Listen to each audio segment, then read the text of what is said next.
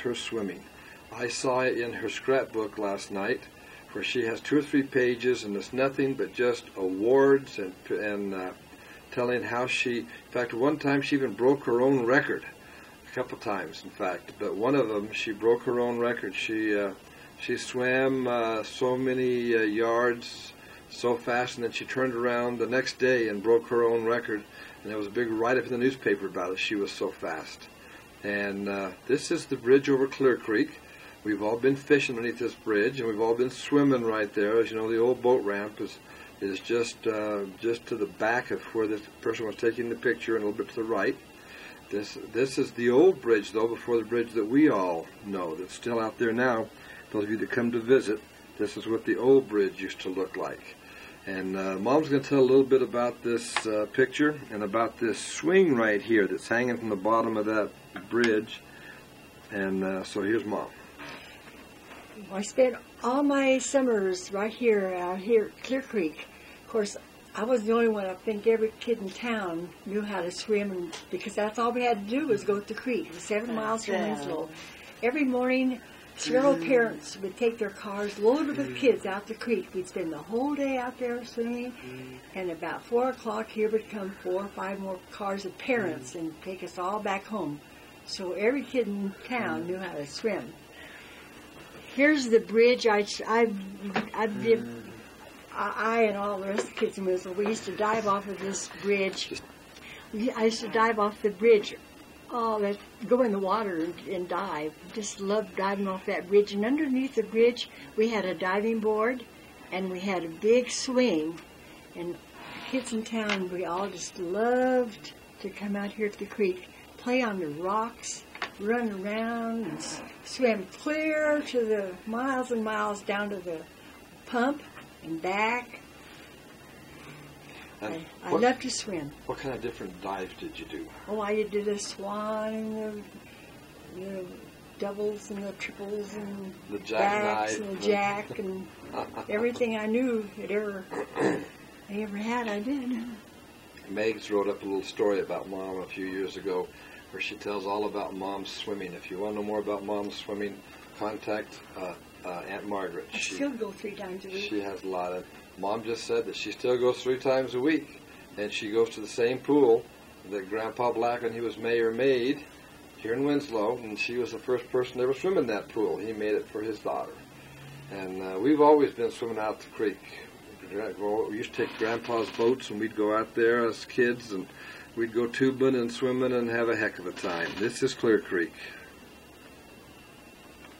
Here are my closest friends. We called ourselves the 4 Musketeers. We started in 1st grade and we graduated in high school. So there's Helen and Betty and I and Elizabeth. And we did everything together. We went places together. We played together. We made clothes together. We were together constantly. Betty was married in high school, and that's her little boy.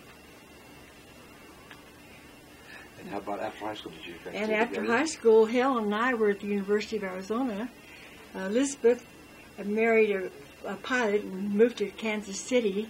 And Betty Jean lived here in Winslow and had 2 more children, and then she passed away. And then Helen passed away, so just Elizabeth and I left. And we visit when she comes to Winslow. We have a wonderful visit. And now we move into the courtship and wedding phase. This is Mom and Dad during their courtship. They just been out driving around, and here they are standing by a sign where they had been out driving around. This is the beginning of their courtship. And here's our young couple. Let's zoom up on them.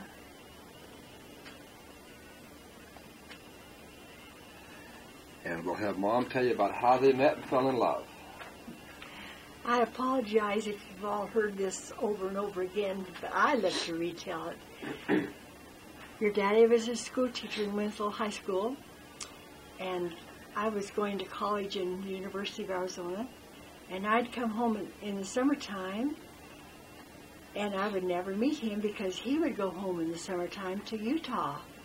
And And when I went through college, I had to work my way, and I'd work a semester or a year, and then I'd go back to school until my money ran out. So I was going back and forth. And this fall, I was not going back to school, and I went to a dance, and everybody in town was going to the dance. And that's where I met your dad. He came up and asked me for a dance. I said, well, you can have number 35. He said, I want to dance tonight. I said, okay. And I did, and that was it. And finally he came back 2 or 3 times to see if I was still going to dance, and he swept me off my feet, and we started dancing. We danced every dance the rest of the night, and I was in love. And I told my best friend the next morning at work, I found the man I'm going to marry. I love him. We met in October, and we were married the next July. Arizona Republic. And so here in the Arizona Republic, which was the big newspaper, is the announcement. And it says, Winslow girl is betrothed. It tells all about Mom and Dad and where Dad has gone to high school and where he'd been working and how he was now teaching at Winslow High School. And it tells all about Mom. And this is their official announcement in the newspaper that they were going to get married. Everything had to be done really prim and proper when they got married, because Grandpa Black had been the mayor, and Grandma Black owned the fancy dress shop, and she was one of the ladies of high society in Winslow. She was one of the high society leaders in Winslow among the women. And so this is the announcement that was sent out to everybody, announcing that Mama was going to get married to a guy named Mr. Clifford Stratton. In accordance with that, Grandma Black had a fancy social tea held for her daughter to officially announce her wedding. And Mom wants to tell you a little bit about that. Clifford had given me my engagement ring about a week before, but my mother said I mustn't tell anybody I was engaged till she had the tea announcing the engagement. So I had to wear my engagement ring around my neck.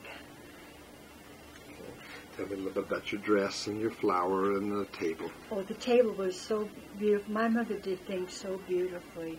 Her table was decorated so nice. And this is in the corner in our house on Maple Street. And they both look very, very much in love. Look at those Google eyes. We're not real good friends. And this is the day of the wedding. And let me identify these people for you, and then Mom can tell you a little bit about them. This is Helen Dean Gray over here on the far right with her boyfriend, and they later got married. And then this is the bride and the groom, Mom and Dad, all dressed up in her wedding outfit, and him in his groom outfit, her and her bride outfit. This is the maid of honor. Aunt Betty is the maid of honor. And there's Uncle Clayt. He's still alive, by the way. Of all Dad's family, he's the only one yet living. All the rest have passed across the veil. This is Uncle Clayt. And in the back you can see Grandpa Black. Right back here is Grandpa Black. And right next to him is Grandma Black. And so this is the day of their wedding. And now Mom will tell us a little bit about their wedding. They were married. This is right outside the front of the Presbyterian Church on 2nd Street. The Episcopal Church on 2nd Street. Grandma Black was an Episcopalian. That is no longer here. You can't go see it in Winslow. It's just a vacant lot now. It burned down until they raised it. And they were married because Grandpa Black was on the city council about this time, and he'd already served as mayor. This was a high society event for Winslow, and so rather than having a local pastor, the Episcopal Church sent one of their, as Mom used to call him, a high muckety-muck Episcopalian pastor from Phoenix, came down and to perform the wedding. And so this is when they got wedding. What day were you married, Mom? July 28th, 1941. July 28th, 1941, they tied the knot.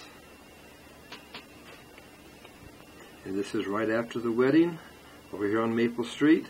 At the left is Aunt Elizabeth, and then there's Grandma Black, and then the maid of honor in the middle, Aunt Betty, and then Aunt Mabel, and on the far right is Aunt Sis.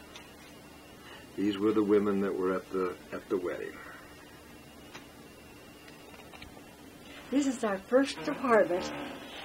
It's just a half a block from where all of my children went to kindergarten, and I went to kindergarten in Washington School. This little apartment, I was manager of the sales department in Montgomery Ward, and we were just before we were married. And the lady was the principal of the school. She came in and she said, "I just have a new apartment. I want to buy everything new for it." And I said, "Oh." And we were engaged then. I said, "What are you going to do with the apartment?" She said, "Well, I want to rent it." And I said, "Oh, may we have it?" She says, "Oh, are you getting married? Of course you can have it. In fact, you can order and buy and pick out everything you want to put in this apartment, and I'll pay for it. You can pick out the drapes, the carpets, the furniture, anything you want to go in this apartment. You and Cliff can have the apartment, and I'll buy everything for you." And so this was the little stairs up to our apartment. And that's you. And that's Mom up here at the top of the stairs, just after they moved in. Here's something very special I'd like to share with everyone. On my wedding day, just a few minutes before I was to leave to the church to be married, I was staying in our kitchen on Maple Street, and my sister walked in and handed me this beautiful poem. She had just written it, and it's entitled, "To My Little Sister on Her Wedding Day. Today is your day to come forth in glory, though brides for ages have been an old story. According to custom, which rules o'er it all, you're nervous and jittery and so lovely withal. Your face is alight with the glow that you're in. I even caught you in the midst of a grin. You're breathtakingly lovely, though you think you're a sight, and all of your sweetness comes forth like a light. You're bound to be happy from the look in your eyes, so nervous yet calm, naive and yet wise. As brides through the ages have been ever so, you're excited and happy, and he loves you so. All of us smile with a prayer in our hearts, for the best of all things must be yours from the start. With all my love, Bet. That wonderful?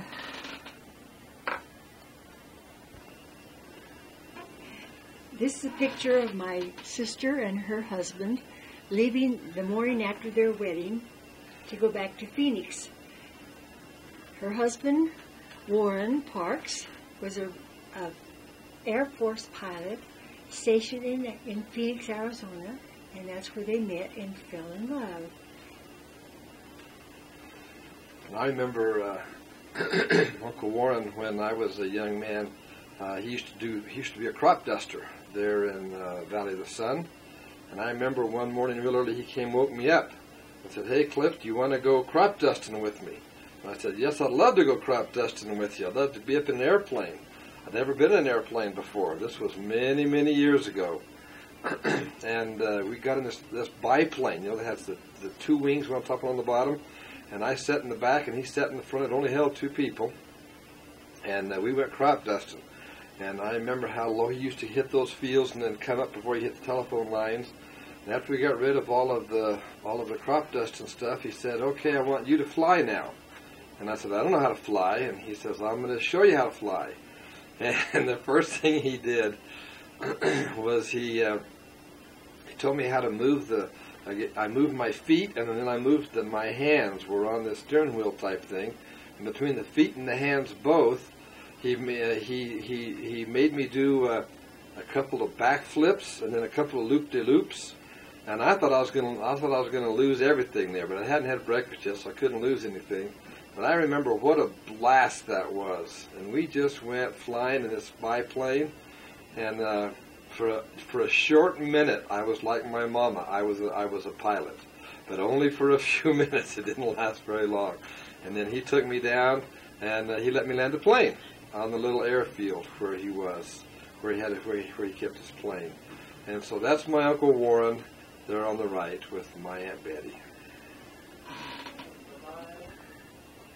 This is Aunt Betty and Uncle Warren on their wedding day. And Mama has something special to share with us about her sister. Before they were married, there's a letter that my sister wrote to me. Dearest Pat, as you already know, I shall be getting married in January, and my plans at present are for a very simple ceremony at home. I've always looked forward to the time when I could really plan a wedding and have you take part, and that is the purpose of this letter. Please, dear little sister, will you be my maid of honor? I want you to so very, very much. You may pick any color dress that you like, and let me know so that I can have a hat made to match. I'm going to try to be home by December the 1st, so we'll have plenty of time to plan and talk things over. In the meantime, you can do a little thinking on the subject. It's fun. Lots of love, Bets. After they were married, they had 3 wonderful children. Jim was the oldest, and then came Bruce, and then Patty. And these are the children. This is Jim, when he was in the service as a young man, Jim Parks. And this is Bruce, their son Bruce. And this is Jim Parks. He's a rancher up in Flagstaff. And that's his daughter. And she's named Betsy, after his mama. And there on the right is Patty. We call her Pepper. We call her Pepper. She was always Pepper to us. And so here we have Pepper and Bruce with their Aunt Pat. Our first baby came August the 7th, 1945. 1943.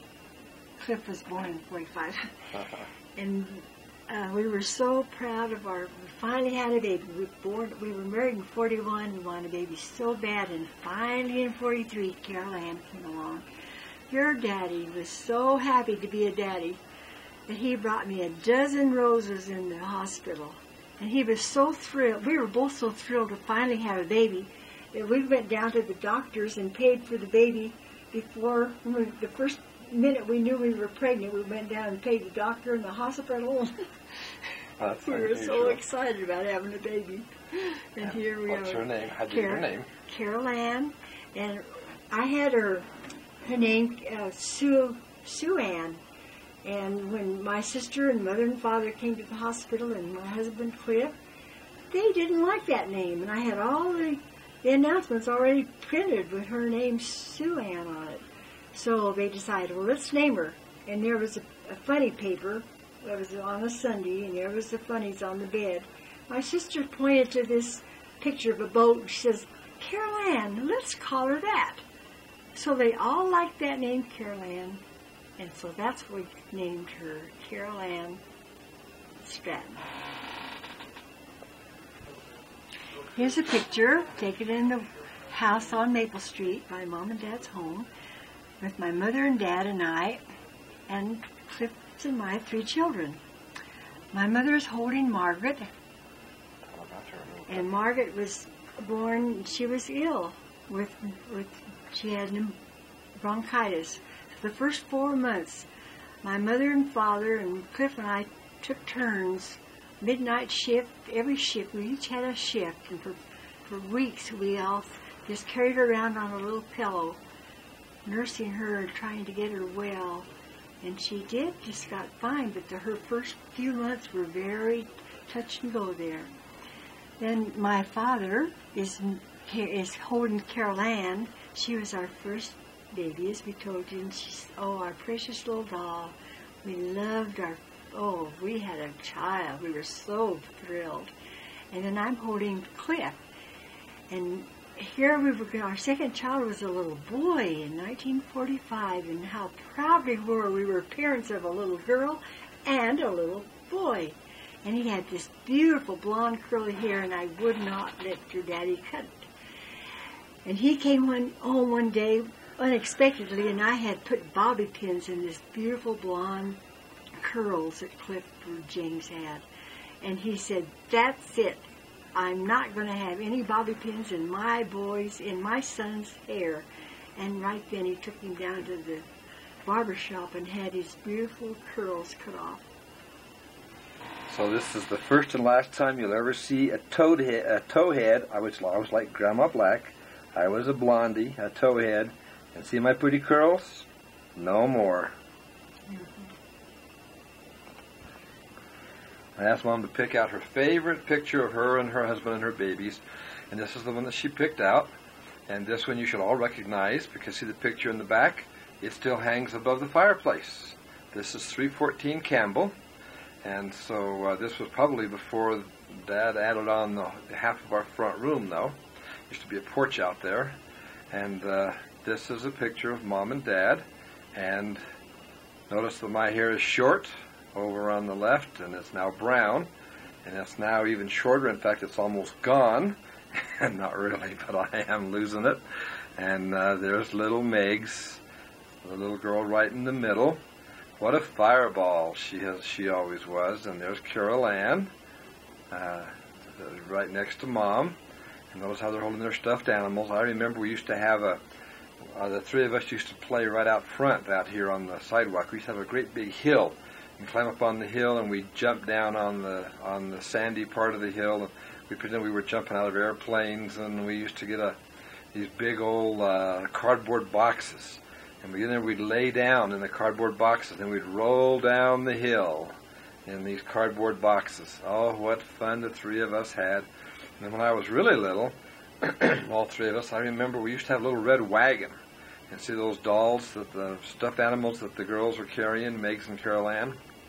We used to put those in this little red wagon, and we would walk up and down the street, pretending that we were taking them to church or to the store or whatever. Me and my sisters had a great life. It was really a lot of fun being raised at 314 Campbell in Winslow, Arizona. And then here we are, Mom and Dad, with Megs on the right, Carol Ann right behind with the beautiful smile. What a beautiful smile Carol Ann always had. Just always was happy. She was the happiest person in our family. And there's Dad and Mom, and there's me with the short hair over on the left. I always had short hair after Dad cut my hair that first time when I was a couple of years old. And then something tremendous happened to our family. Look down at the bottom. Who is sitting on Dad's lap? There's 9 years between Megs and the little boy sitting on Dad's lap. In that time, Mom had 2 miscarriages. And I remember when Mom came home and she told us that she was pregnant. And I remember that I was so excited that I went outside to play right across the street here with some of my friends. I remember telling them that my mama was going to have a baby. She'd had 2 miscarriages in that 9 years, and looked like this one was going to make it. And so she told us after she was well pregnant. And I remember telling my little friends, and one of the neighbor ladies was out putting the laundry out on the line when I told a little friend, and she heard about it. And Mom was looking out the kitchen window and saw. And so I remember when I came back in the house, she said, "Now you don't tell people I'm pregnant." She said, "You don't tell people you're pregnant. That's something you just don't do." And so she was very pregnant. And I remember I was playing a basketball game. When Dad took her to the hospital, I was playing a basketball game over here at, I think it was Lincoln School, I guess. And I remember Dad came in without Mom and said, "You just need to know that I'm taking your mom to the hospital. So after you get through with the basketball game, make sure you have somebody take you home." And I thought, I'm not going to be playing this basketball game. I want to go with my mama to the hospital. I'm not going to stay here. And Dad said, "No." He said, "There's nothing you can do. Mama has to have this baby all by herself." he said, they won't even let me around. So he said, Cliff, you just stay here and play your basketball game, and when you get done, you go home, and I'll meet you at home later. And so I remember the rest of that basketball game as I was playing. It's still vivid in my mind. I remember I couldn't shoot, I couldn't dribble, I couldn't do anything except think that my mother was in the hospital having a baby, and this baby's name was Chuck, named Charles Elmer Stratton. From his two grandpas. From his two grandpas. Dad's father is named Charles. He was a bishop for 13 years there in Hinckley, Utah, and he was named after one of his pioneer ancestors, Charles Byrd, who was a bodyguard to the prophet Joseph Smith, and he was Joseph's bodyguard the day before Joseph and Hiram were martyred. And when Charles Byrd came back, rode his horse from Carthage back to Nauvoo, the way that his family knew that the prophet Joseph had been martyred was he got off his horse. If you've ever been to Nauvoo, and you've been to the Charles Byrd, the Browning House it's called now, you can look up on the hillside right up there just past the temple. And Charles Byrd rode up, and he got off his horse, and he knelt down as if, took his hat off as if to pray. And that is how the family knew that the prophet Joseph had been killed. And then he went on into town with some others to give the news to the church officials that the prophet Joseph had been killed. So that's where the name Charles originated from, was the prophet, one of the prophet Joseph's bodyguard, and that's where Charles Stratton got his name, who was my dad's my dad's father, and then that's where Charles Elmer got his name, Charles, and that's why I have a son named Charles. I have a son named Charles Romney Stratton. So Charles is a good old family name all the way back to the time of the prophet Joseph Smith. And there he is. That's our Chucky. We used to call him Chucky until he got big enough to whoop us, and then we started calling him Chuck. And now he's just Uncle Chuck. And now Chuck joins our family. Beautifully done.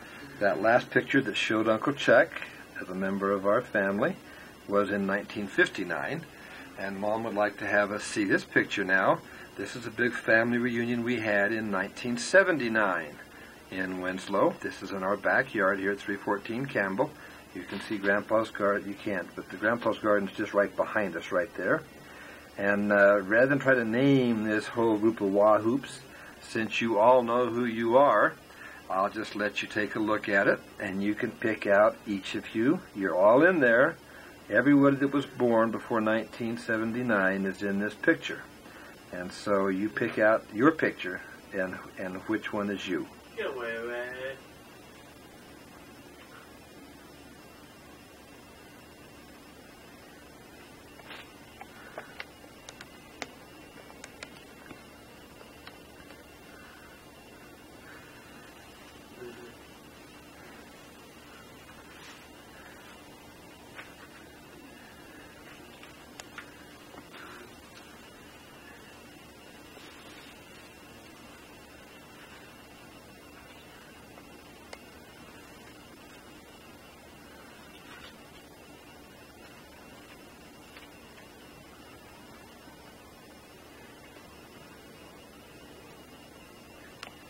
Did you find yourself? Aren't you good looking? You good looking Stratton, you.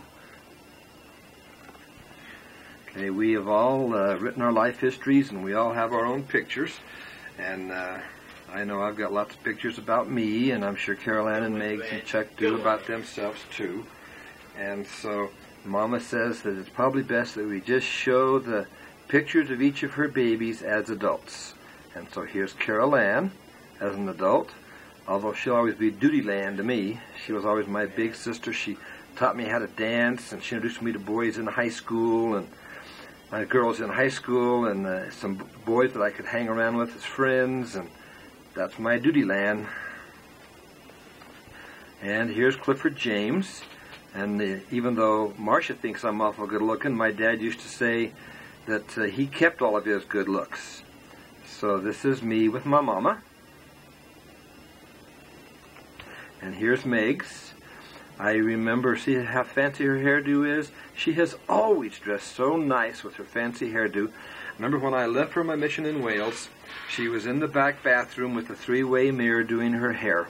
And she got up and gave me a big hug as Mom and Dad were going to take me down to Phoenix, down to the airport. And she gave me a great big hug, and then she sat down to do her hair. And I remembered that I thought that how appropriate that was, that my pretty sister would give me a big hug while she was doing her hair, because she always dressed and looked meticulously beautiful. But when Dad told me that he kept all of his good looks, he must have told the truth, because when Chuck came along, he gave all of his good looks to Chuck. This is the good-looking kid of our family. This is Charles Elmer with his mama. I asked Mom to go through all of her pictures and get the picture that she loves the most about her mature children. And this is the one she picked. Here's Mom and Dad and her mature children.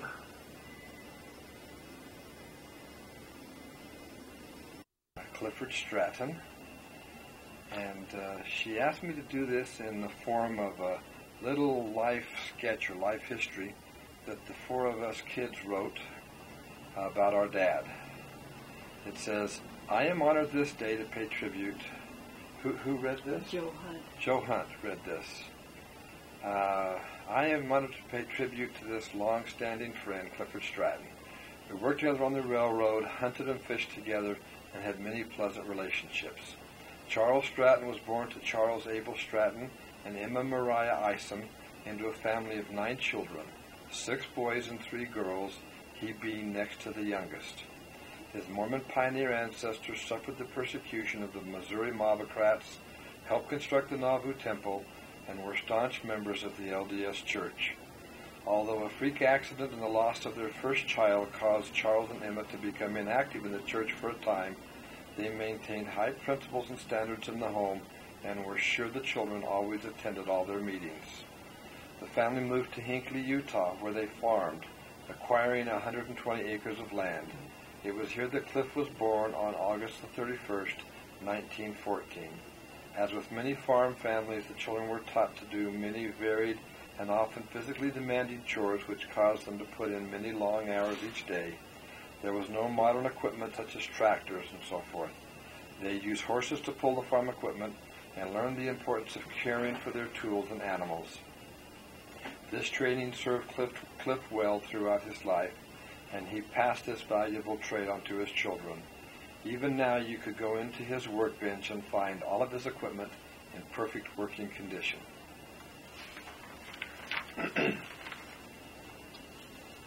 Of course, life at home was not all work. There were many fun things as well. As with all big families, there were differences of opinions, but there was also much love and companionship. All the brothers had pet names such as Spit and Rock and Clate.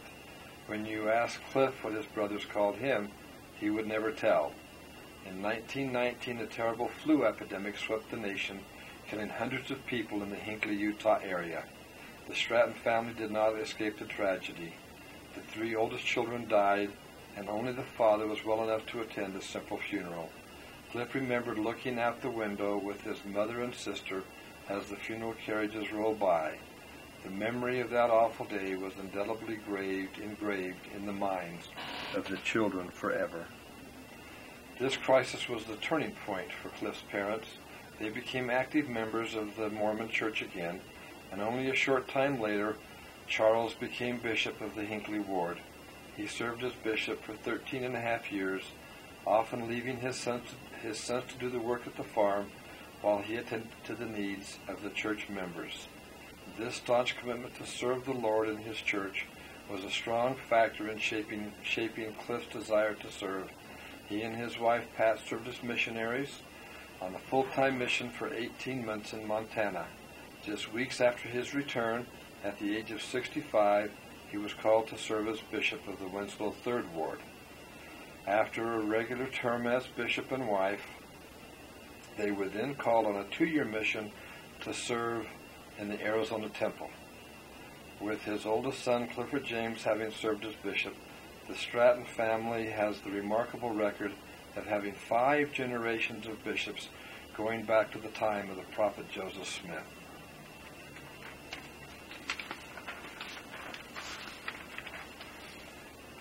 Cliff has referred to the Great Depression days many times, telling how the little community of Hinckley survived through the ingenuity of his father, who was mayor and bishop and chairman of the water board at Hinckley. Every family was encouraged to have a garden and to plant more than their family needed, so there would be enough for the widows and the elderly. There was plenty of food, but little money, so the people traded commodities to round out their needs. Cliff said, "The Strattons were the fattest poor people in town." It was in 1930, during the heart of the Depression, that he graduated from high school. He had saved his hard-earned money for college with the hopes of becoming a physician. Just weeks before he was to pay his tuition, the bank holding his money folded. All of his money for school was gone. He had to start out all over again, using his brain and his brawn. Cliff was an outstanding student. He was valedictorian of his high school graduating class, and he graduated with honors from Arizona State Teachers College, now Northern Arizona University, at Flagstaff as a business major. He completely put himself through school, often working 3 jobs and playing college football and basketball on athletic scholarships. Because he knew the worth of hard work and a good education, he and Pat helped each of their 4 children gain college educations. He was especially pleased when his oldest son was able to become the doctor that he was never able to become financially. Cliff's first teaching job was at Round Valley High School in Springerville. He taught business courses, typing and bookkeeping, and served as the athletic coach. The tough group of boys at first tested the mettle of their green coach. They soon learned that Coach Stratton had a good sense of humor, but expected honesty, hard work, and good sportsmanship from his team. There are many interesting stories of how he proved to the big football players that he was tougher and smarter than they were. One story goes like this. A student came into Cliff's typing class the morning after a big game, complaining about being unable to type that day or to do his homework the night before because he had hurt his finger in the game. He said, "Coach, I hurt my hand and I can't bend my finger any further than this," holding his forefinger straight up. "I can't type today." Coach Stratton asked, "How far could you bend it before you hurt it?" "Oh, clear down to here." And he bent his finger all the way down. He had a few physical bouts with the boys, including tossing one out of the classroom window to make good on a threat he had made if the student didn't settle down. He gained their respect and over the years their friendship. Because of his good reputation with young people, Winslow's school executives recruited him to teach at Winslow High School. He taught school and worked summers on the railroad. In 1941, he went to railroading full-time. He hired out as a brakeman, then was promoted to conductor, and worked for 40 years before retiring. He served on the Rules Committee, helping to rewrite the rules book for the Santa Fe Railroad. When he was teaching at Winslow High School, he met his lifelong sweetheart, Patricia Black. She was attending college in Tucson and was home earning money to go back for another semester. They met at a dance, and when he asked her for a dance, she told him she might be able to squeeze him in later in the evening, but her dance card was full. Although she gave him a run for his money, they were married 9 months later on July 28, 1941. They would always chuckle when they would pass a high school student on the street, and they would say, "Hi, Pat." "Hello, Mr. Stratton." As the saying goes, you can take the boy off the farm, but you can't take the farm out of the boy. And so it was with Cliff as he ventured to farm in Deer Valley for 1.5 years with his father-in-law and brother-in-law as partners. However, the water table kept dropping, so they sold the farm, and Cliff returned to the railroad. Cliff and Pat bought a home at 314 Campbell, in which they raised their 4 children, Carol Ann, Clifford James, Margaret, and Charles. It is still their residence after more than 50 years. The children have fond memories of their home life and speak with admiration and love for their parents. Some of the activities they mentioned are their family days of fun in fishing, hunting, and camping. Yet they have their family reunions at Greer at the Benny Creek Forest Camp. In his later years, Cliff enjoyed golfing with special friends, telling unbelievable fishing stories, and playing canasta with his wife and another group of very special couples. Cliff supported his sons and daughters in their sports activities. He was so fond of sports and camping himself that he coached Little League teams for 13 years, winning and receiving many trophies, and he was also the scoutmaster for many years. The children relate many incidents where they deserved punishment, but it was always done without anger, and their father always helped them to understand the reason for it. One time Pat was asked how they reared such fine children, and she quietly said they had a good father. He was a great example for his children in showing love and respect for their mother. One incident Margaret related was the time when she was frustrated with her mother, as only a teenager can be, and she said to her mother, "Oh, Mother, I hate you." Her father was working outside and heard the comment through the window and came inside. He took her aside and pointed his finger at her and said, "That is your mother, and she loves you. I am blessed to have her as my wife eternally. Don't ever speak to my sweetheart that way again." His love for their mother was so strong that Margaret apologized and never spoke disrespectfully to her father's sweetheart again. His family and friends will always remember him for his honesty, quiet strength of character, willingness to help anyone he saw that needed help, sense of humor, deliberate decision-making, and patience. He was very methodical in his work and record-keeping.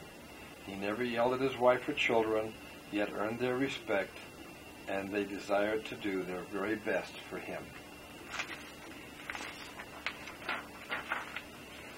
Some of his favorite sayings were, "If you're going to do something, do it well and finish the job." Around our house there are two kinds of people, the quick and the hungry.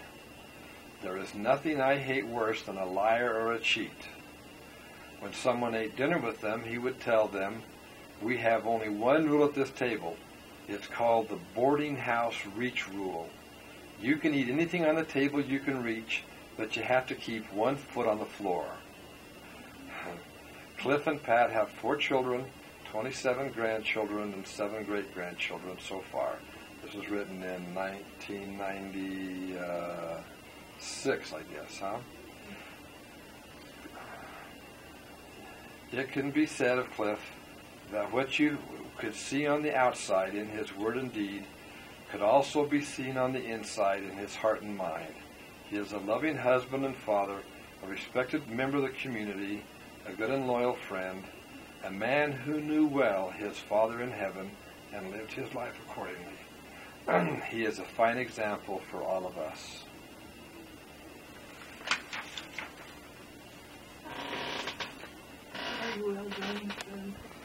And this is Mama's favorite picture of her with her husband. Here they are with their fifth-wheeler at the Benny Creek Campground in Greer, enjoying a summer vacation.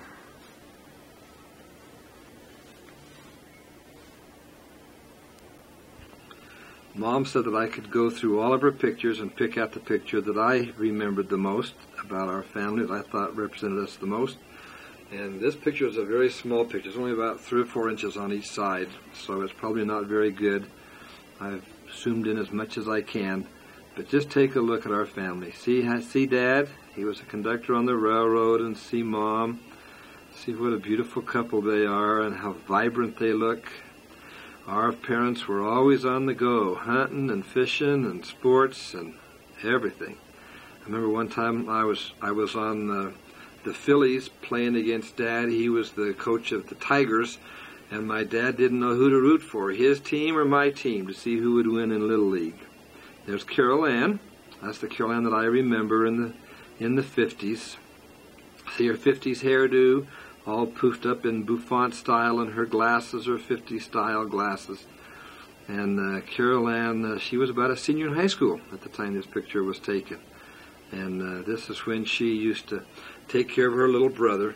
Then when I moved to Flagstaff, Carol Ann was already at Flagstaff, and so she took care of me my first year or two in college also, when I went to Northern Arizona University. Carol Ann was kind of the pioneer in our family. She led the way for everything. And then there's Chucky down there at the bottom.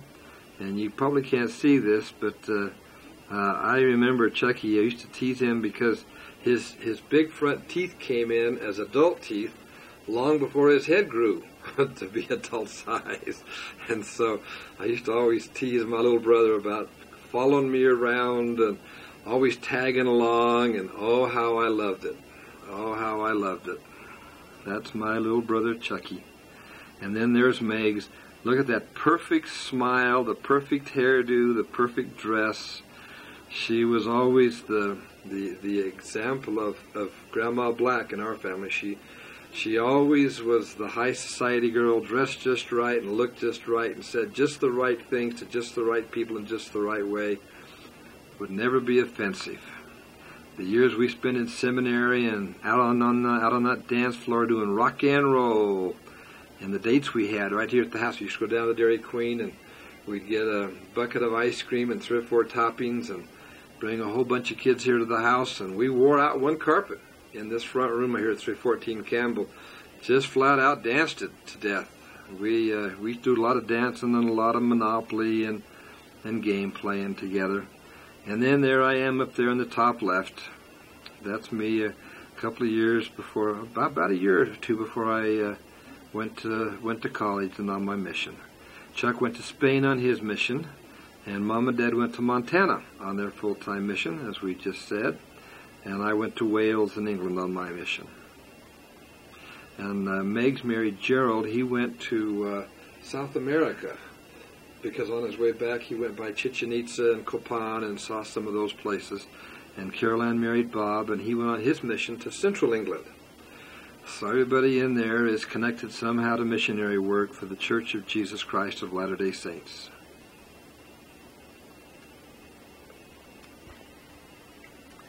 This is Mom and Dad at their 25th wedding anniversary. Meg's and Carol went all out, and Meg's made that cake you see right there next to that dozen red roses. That was all done in silver. And that tree behind them, Meg's and Carol Ann put silver dollars all over that tree, and that was the gift that we gave them as their children on their 25th wedding anniversary. And so this is Mom and Dad on their 25th wedding anniversary. Amen. And this is Mom and Dad at their 50th wedding anniversary. We had our family reunion at Provo Canyon, and here they are cutting their 50th wedding anniversary cake, and Dad's feeding Mom some cake, and then we have some of the pictures where she's feeding him. It's a great picture of Dad. Look how happy he is. What a great dad. Here's a picture of Cliff standing between our living room and dining room in 314 Campbell. We have some wonderful memories of our children in this home. Every one of them were raised here. I remember after eating dinner, we'd coax them to please eat a little bit more. You'll grow tall. Then they'd take another bite and lie down here on the floor and say, "Did I grow more, Mom? Did I grow more, Daddy? I ate a bite. Have I grown any more?" And we used to have, of course, this was many days before television, and we had a radio. We'd lay on the floor in the living room and listen to the stories on the radio. Yeah, there was one called the Invisible Man, and we used to just sit there and it would just scare us to death. I remember going to bed so scared because of the Invisible Man. And Dad's leaning right there on the little partition between the two rooms. When Dad added on the front room, he built that partition right there that he's leaning on. And Mom will tell us why it is the height it is. Well, the kids decided that this was the height because they didn't want any of their friends to come and see us all eating dinner at the table. And if it was just this certain height, then nobody could see us. And right above Cliff's head, you might be able to see a little hook. And that's where our children had their swing from the time they were babies till they were old enough not to have a swing. they had swing on this big hook. Meg, to see that carpet down there? That's the carpet that we wore out. Remember that carpet?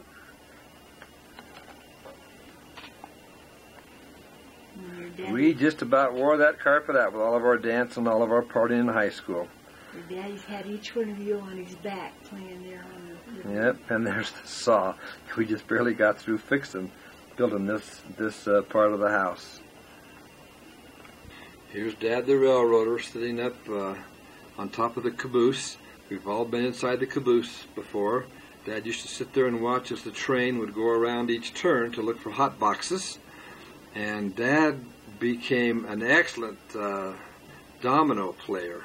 In fact, he even bought a special ivory set. And I'll tell you, playing Dad in anything that was a mental game, it was brutal because he was very competitive and very intelligent. And I remember even when I was home from my mission, I remember playing dominoes with Dad, and he knew exactly every domino I had by the ones he had. It was just an incredible game to him. He loved mental challenges.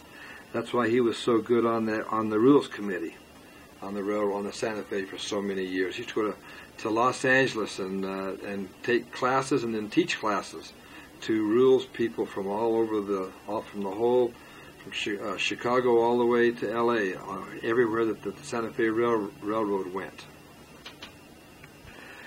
And this is Dad the conductor. I have that conductor's hat, and no, nobody else can have it. Dad gave it to me. And this is Dad the conductor. He only was a conductor for a while on passenger. He didn't. He liked working with the guys out on the road, working freight. But this is Dad the conductor. And this is our house at 314 Campbell Avenue.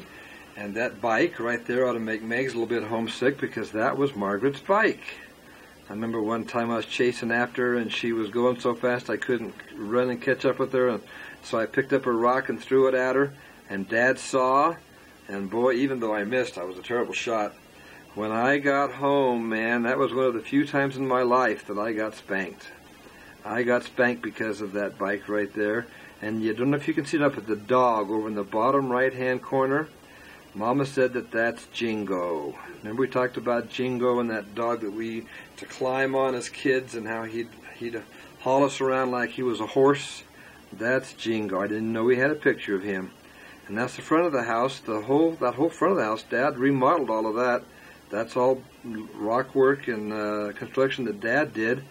And then in the back you can't see it, but that's where the girls had their bedroom, and I had my bedroom and a bathroom that Dad added on.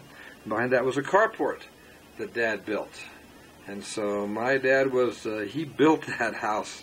He built more on that house than there was to begin with. This is our house at 314 Campbell.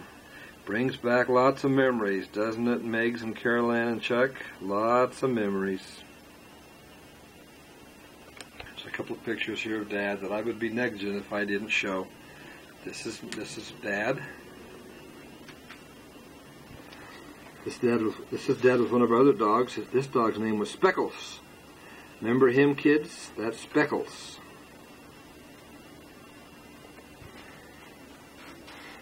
Dad and Mom used to love to hunt and fish, especially Dad. And this is a Greer one year, as you girl cousins will recognize. Notice that even though those girls, see the girls holding the fish right there? Carrie and Marlene and Marlisha and Margot, they got in Dad's green boat, and we had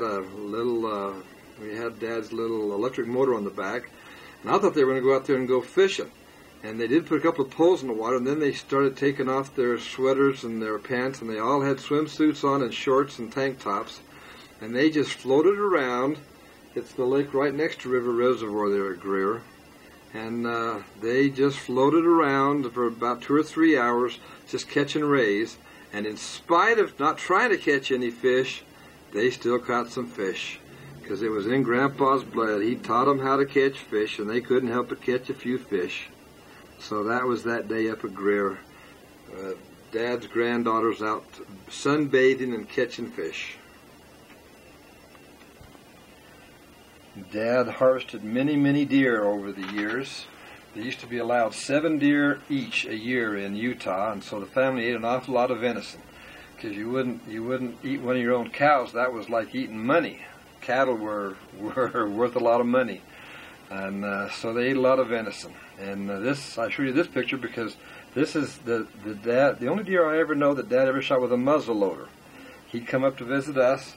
We went out fishing in the morning out at Frenchman, and because Dad was with us, we limited out within just a couple hours. We came back and he was acting bored. And I had a muzzleloader tag, and so I said, Dad, you want to go up on Peavine and do some deer hunting? He said, yes. And so we hopped in the Jeep, and we went up and went up on Peavine, and Dad harvested that nice deer with that muzzleloader that I'm holding right there in my hand. Dad used to love it outdoors. He felt confined indoors sometimes. Even on his mission, I've got pictures of him going fishing on his mission. And when he and Mom went to Montana, I was never allowed to go fish. Chuck, were you allowed to go fishing on your mission? I wasn't allowed to go fishing on my mission. But my dad, he went fishing on his full-time mission. Hunting and fishing were his life. Oh, man, I've seen him harvest elk and antelope and deer and turkeys and doves and quail. Everything that there is in Arizona, my dad has hunted it, and we've eaten it. Here's Dad at home in the TV room in his favorite chair.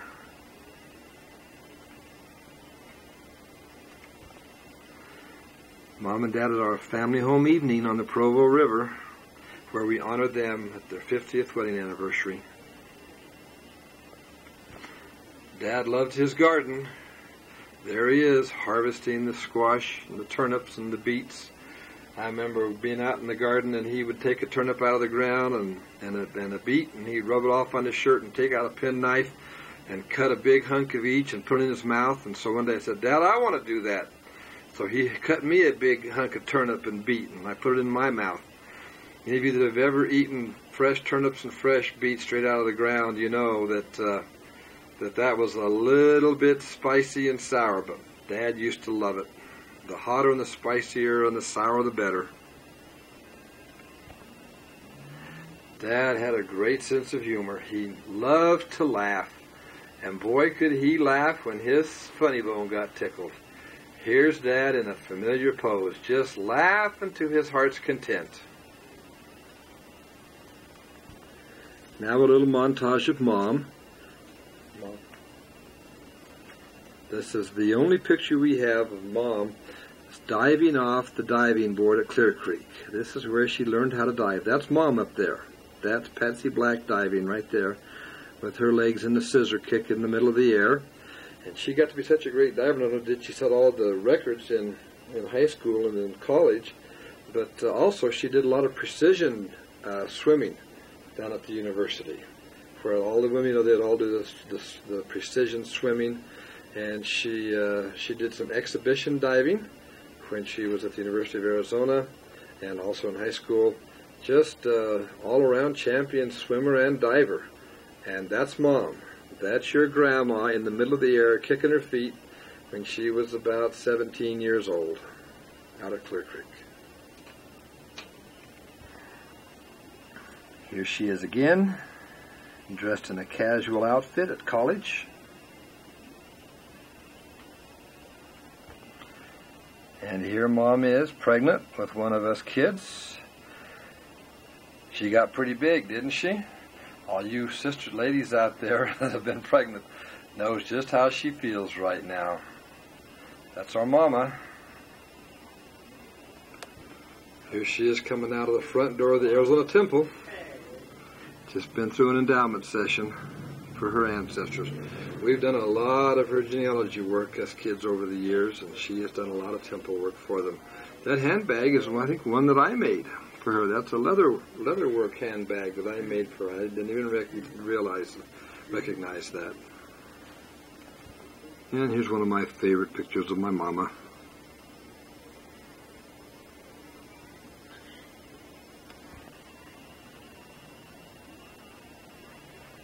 One of her professional pictures that she had taken when she was in college. Look at that beautiful wavy hair. she kind of combed like Grandma used to comb her hair. Look at that, like Grandma Black.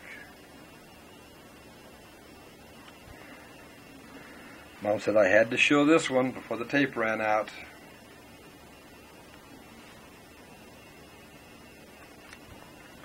This is one of my favorite pictures of my mama because look at her eyes. Beautiful hazel eyes.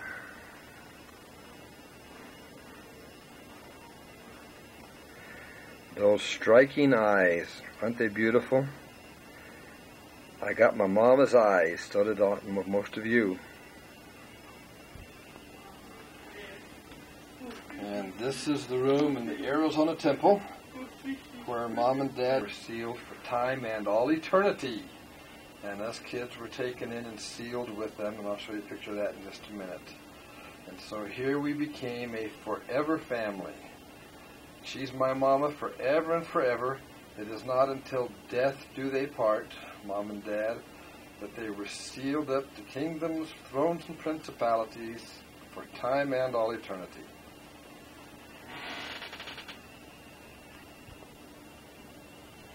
This is in front of the Arizona Temple on July the 1st, 1959, and we were sealed as a family, and Cliff and I were married for time and all eternity. And I felt like I had finally found where I belonged in life. I'd been to many churches. I never felt the closest to my Heavenly Father of where I belong. I always felt close to my Heavenly Father. One night, the churches came by. They were friends of Cliff's. I'd never met him before. And Cliff went off. The men went off starting insurance. The children went down to the basement to play, and Ida and I sat in our living room. And it got darker and darker, but we were so engrossed with spirituality that we didn't even turn on the light. And she bore her testimony to me. And it was through her testimony that I discovered that closest to Heavenly Father can come through joining the Church of Jesus Christ of Latter-day Saints. And a faith that can be found in no other place can come into your heart. And that is the kind of faith that I wanted my children to have. And I thought that would be the greatest gift I could give my children, would be to have a faith that's so strong that they put their lives in Heavenly Father's hands and say, "Thy will be done." And that was the start of my joining the church. And finally, we were married in the temple. It took me 8 years to be converted after I heard about the Mormons. What's your baptism? I was baptized in Hinckley, Utah. Cliff wanted his father to baptize me. So we made the trip to Hinckley, and Carol Ann went with me, and we were two scared little people in this church with a bunch of strangers, and they had told me nobody told me to get a white dress, and I went down with Carol Ann and bought a green dress, because I had to be practical. I had to buy one that I could wear later. I didn't know I had to have white to be baptized in. So I was baptized in Hinckley, Utah, scared to death, with Mr. Stratton baptizing me.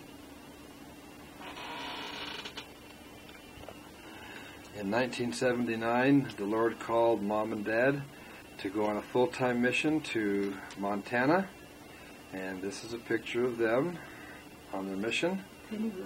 And they were at Plentywood to begin with, and this is Elder and Sister Stratton.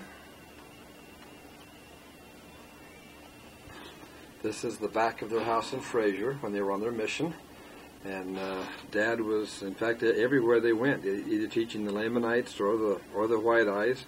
They were always in major leadership positions. Dad was the branch president a couple of times, and Mom was the release site president a couple of times. And I have to back up a little bit. This shows Dad in the back of their car. They had special things in there because it got so cold. They had special bedrolls and special heaters and things. I said that Dad went fishing on his mission. But Mom was corrected me and said, yes, Dad went fishing on his mission, but how he made it legal was that he would go out and he would work with some of the special needs children and people there in Plentywood, I guess, was the place. And he went out and bought all the fishing gear, all the fishing tackle, and then Dad took them fishing as a community service. So Dad took some of the mentally retarded folks and special needs, handicapped people of Plentywood out fishing as a community service as a Mormon missionary. I knew he'd find a way somehow. This is the Church of Fraser, and there's Bishop Stratton on the front door, and the Relief Society president, Sister Stratton, is the one taking the picture, and this is a little church, one of the little churches on their mission at Fraser, Montana.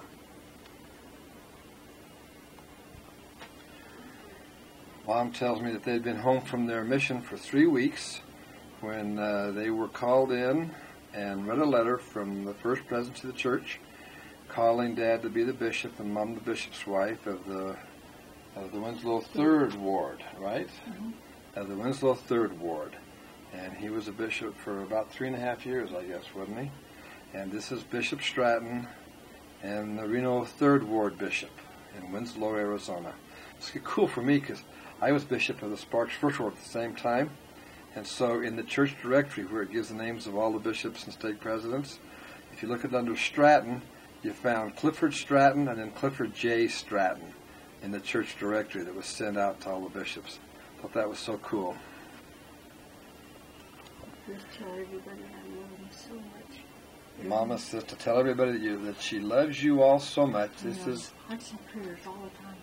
And that you're in her hearts and prayers all the time. This is the last picture here. This is Mom and Dad at about the time they were married in the temple. And this is the Mom and Dad that I always remember fondly in my heart. And I just want to thank Mama for the tremendous heritage that I have. I too have a witness that this is the Church of Jesus Christ. I know that John the Baptist and Peter, James, and John, Christ's apostles, did appear to that young boy Joseph Smith, and they did give him the priesthood authority. And that priesthood authority from Christ was used to seal us as a family forever and forever. And what a great privilege it is to be a member of this grand and noble family. This is our Mom and our Dad, or to some of you, Grandma and Grandpa, or to some of you, Great-Grandma and Great-Grandpa.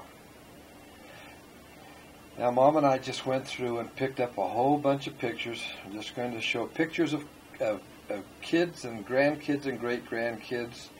Without saying a whole lot, you guys just see yourself over and over and over again through the years, because she made this tape for you.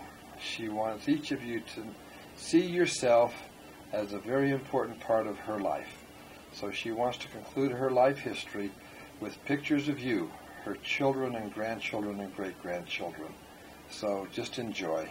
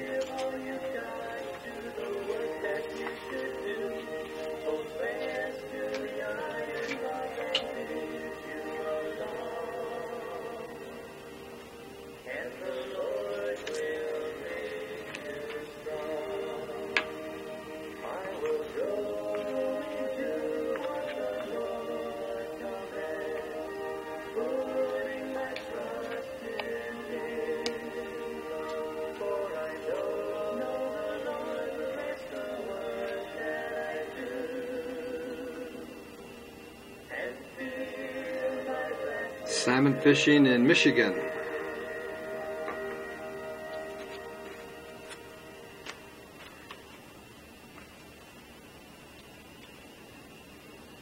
Before we came to this earth, we all lived in the pre-existence with our Heavenly Father. We learned much of our Father's plan at that time, and I'm sure we felt the weight of the challenge before us in coming to earth. I'm sure, too, that we made promises to one another. Promises to help each other, to build each other, and when this brief mortality was over, to bring each other home.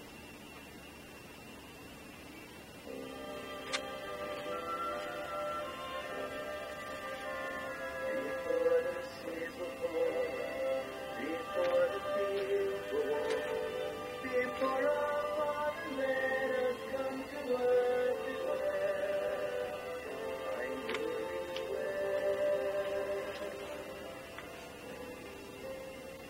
I made a promise that we would meet again, that I'd search for you wherever you might go, and bring you home. But I didn't realize I wouldn't recognize your shining eyes, your glowing face, your cheerful smile, or warm embrace.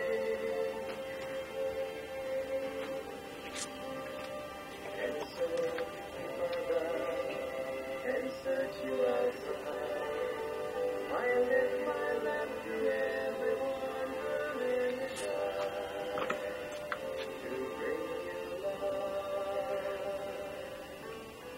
And someday I'll pass her by, we'll hear my cry and we'll love by the light. Our tears will show remembrances of long ago. And so to keep my place, I search in spotless days. I raise my voice and pray my message will be heard. I keep my word. Friend, I am calling you. Oh, hear me calling you. I keep my word.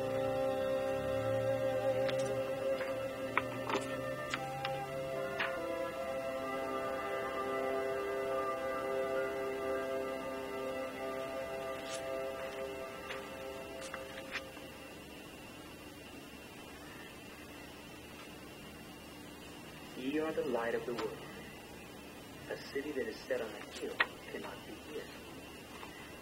Neither do men light a candle and put it under a bushel, but on a candlestick, and it giveth light unto all that are in the house.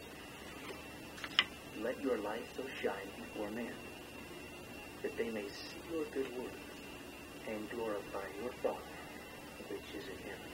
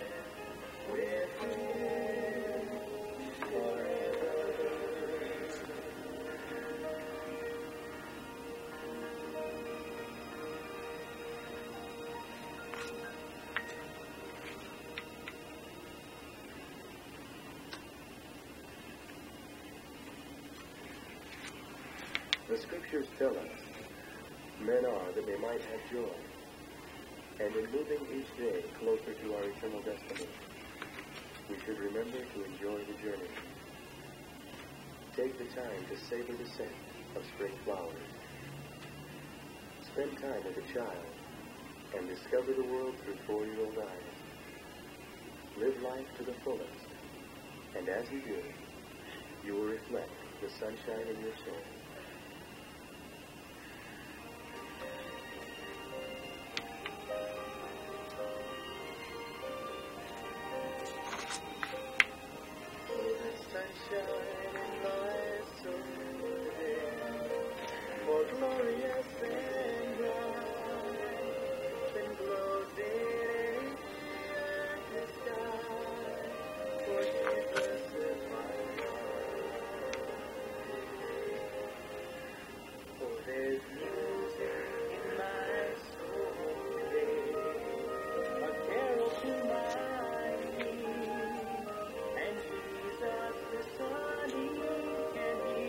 This is one of Jana's boys playing soccer.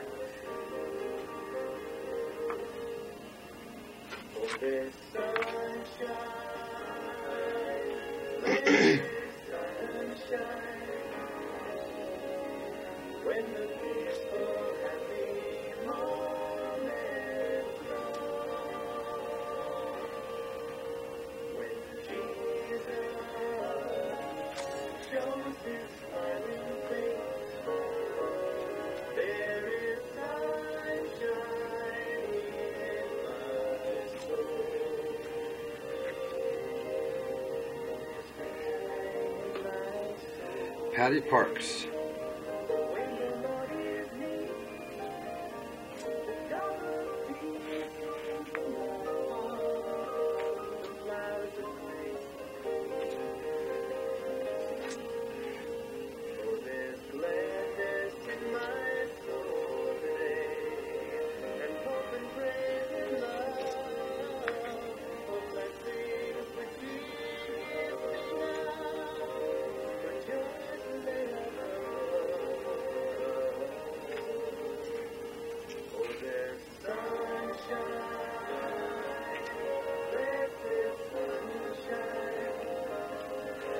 Joe's trying to convince me that he caught the Provo River sea monster.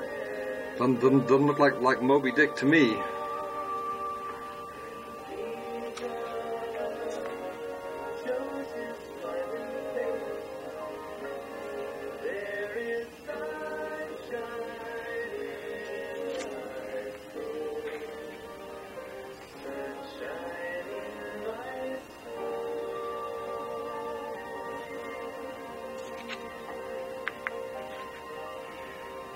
The class that Dad taught at the Flagstaff Normal College in 1916. These are his students at Flagstaff.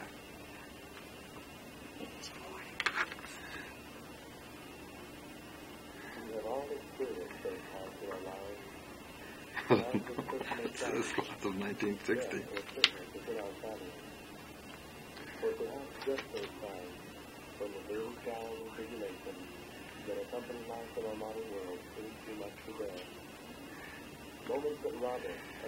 This is the Stratton group that went to do temple work for some of Mom's ancestors, some baptisms, some confirmations.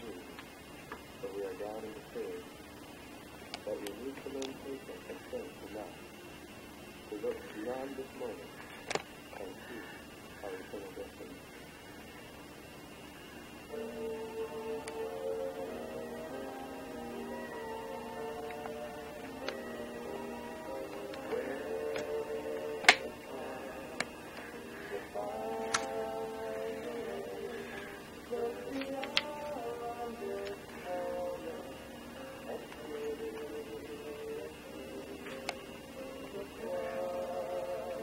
This is the day that Joe was endowed in the River Jordan Temple.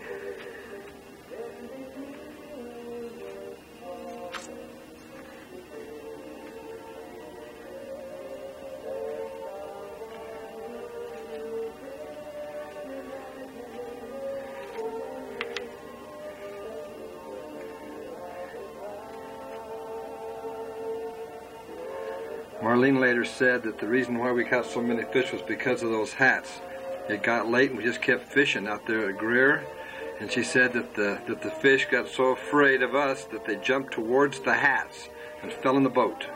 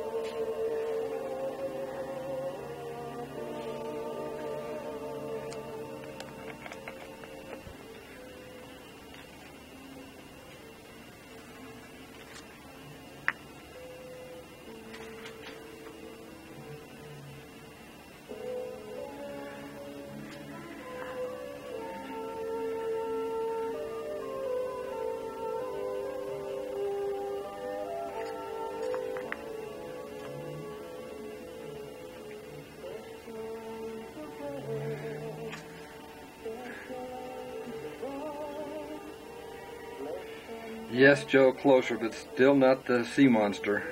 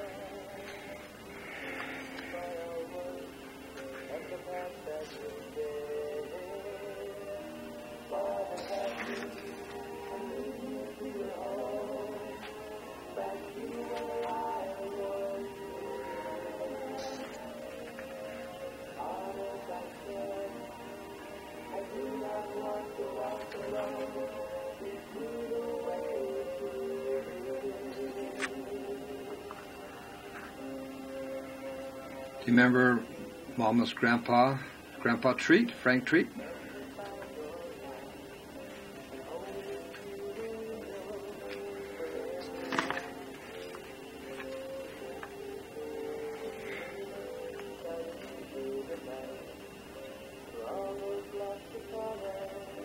Aunt Betty and her children.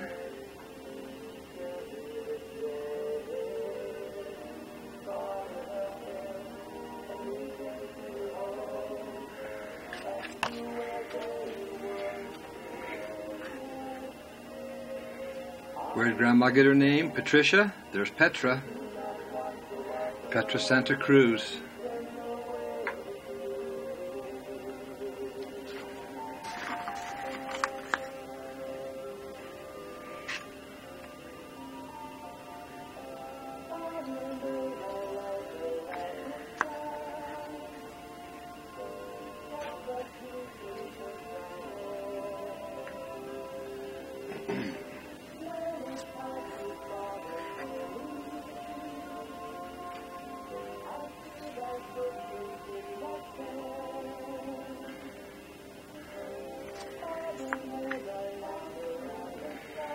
Kimball, you look so precious.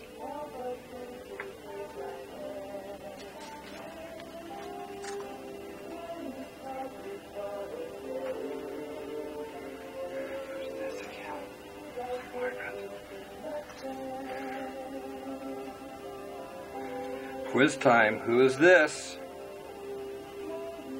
If you said Margaret, you got it right. That's Meg's.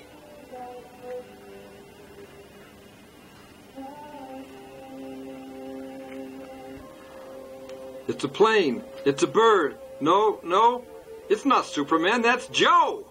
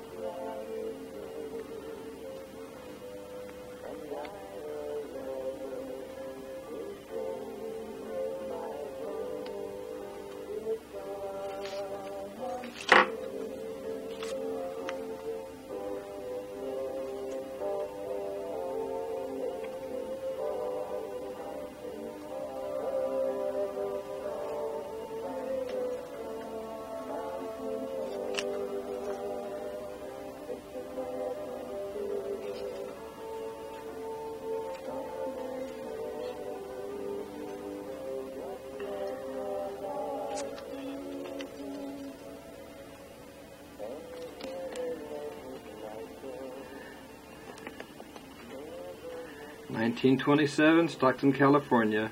Grandma Black and Doc.